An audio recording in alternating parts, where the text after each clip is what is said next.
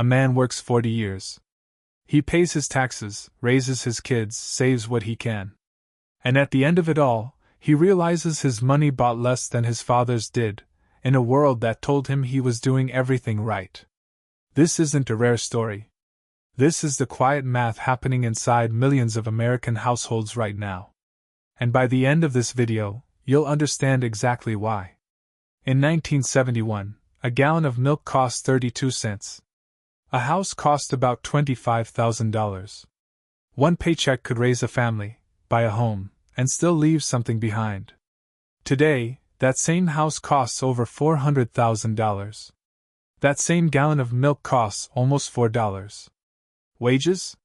They barely moved. Somewhere between then and now, the ground shifted beneath an entire generation, and most people never even felt it happen. This is the story of a force so quiet, so normalized, that it's rarely questioned, yet it's been draining the American middle class for 50 straight years. It doesn't arrive with sirens or headlines. It arrives as a rent increase. A grocery bill that keeps climbing while your salary stands still. That force is inflation. And once you see how it actually works, you will never look at your paycheck the same way again. Inflation means your money buys less over time. It's not that products are becoming more valuable. It's that the dollar in your pocket is quietly losing its power. Picture a pizza cut into 8 slices. If more people show up to the table but the pizza stays the same size, everyone's slice gets smaller. That's what happens when more money enters the economy without more goods to match it.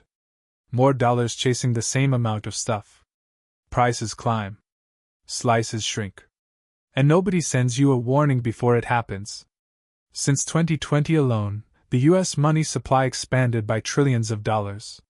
Federal Reserve data shows M2, the total money circulating in the economy, jumped from around $15 trillion in early 2020 to over $21 trillion by 2022. That's the fastest monetary expansion in modern American history. And when that much new money floods the system, prices don't sit still. By June 2022, inflation hit 9.1%, the highest in over 4 decades. For most Americans, that wasn't a headline. That was the moment a full grocery cart suddenly cost $40 more than it should. But inflation doesn't strike everyone the same way. If you're wealthy, your money is likely parked in stocks, real estate, or businesses, assets that tend to rise in value when inflation hits. Many of the richest Americans got significantly wealthier during the very years inflation crushed working families. But if you're middle class, your wealth is your paycheck, and maybe a savings account. And savings accounts don't fight back. If inflation runs at 7% and your bank pays 0.5% interest, you are losing money every month, quietly, invisibly, even while the number on your screen stays the same. This is why economists call inflation a hidden tax. It never asks permission. It never sends a bill. It simply erodes what you've already earned, $1 at a time. Now here's where the trap tightens. Since 1970, American worker productivity has risen more than 60%. But real wages, adjusted for inflation, have barely moved. According to the Economic Policy Institute, if wages had kept pace with productivity, the average worker would be earning tens of thousands of dollars more today. Instead, that value went somewhere else, into record corporate profits and executive pay, while everyday workers stayed on a treadmill that never stops moving. So you work harder. You produce more. You contribute more value than ever before. And somehow, you still fall behind. That's not a personal failure. That's the math of a system quietly built against you. Now picture the 5 pillars every American family stands on: housing, groceries, healthcare, education, and insurance. All 5 have exploded upward, and not by coincidence. Home prices have surged more than 40% since 2020. As the Federal Reserve raised interest rates to fight inflation, mortgages became brutally expensive, locking millions out of homeownership entirely. Renting isn't the escape it used to be either. Average rent has climbed nearly 30% in just 5 years. Groceries tell the same brutal story. Eggs, bread, meat, prices up 20 to 30% in a few short years. A $100 grocery run in 2019 now costs well over $130 for the exact same items. Healthcare has outpaced inflation for 2 decades straight. Employer health insurance premiums have more than doubled since 2010. One emergency room visit can now cost thousands, even with coverage. College tuition has climbed nearly 180% since 2000. Student loan debt in America has now crossed $1.7 trillion, a weight an entire generation carries before they've even started building a life.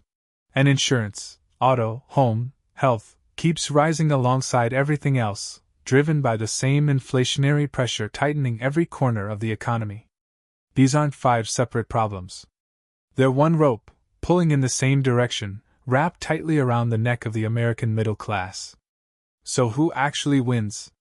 It's not a conspiracy. It's simply how the machine is built. Governments benefit because inflation shrinks the real value of debt, and the U.S. now carries over $34 trillion of it. Large corporations benefit because they can raise prices faster than they raise paychecks. And anyone holding fixed-rate debt, especially cheap mortgages locked in before rates climbed, benefits from repaying loans with dollars that are worth less than the ones they borrowed.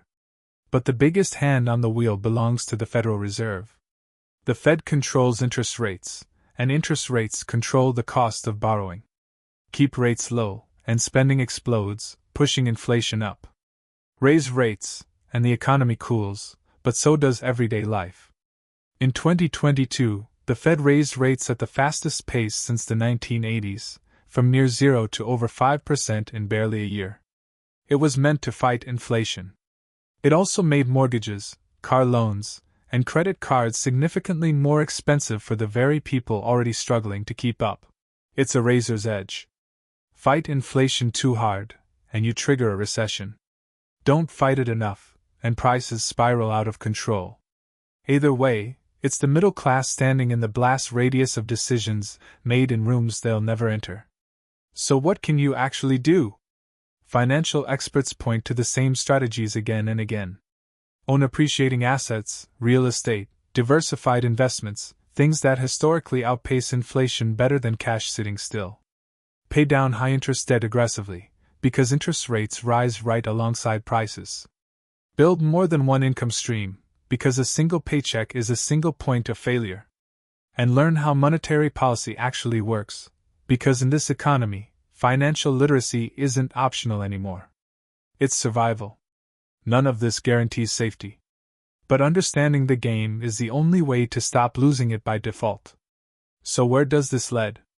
If wages keep lagging, if housing stays out of reach, if healthcare and education keep swallowing bigger shares of every paycheck, America risks watching its middle class quietly vanish. Not with a collapse. Not with a headline.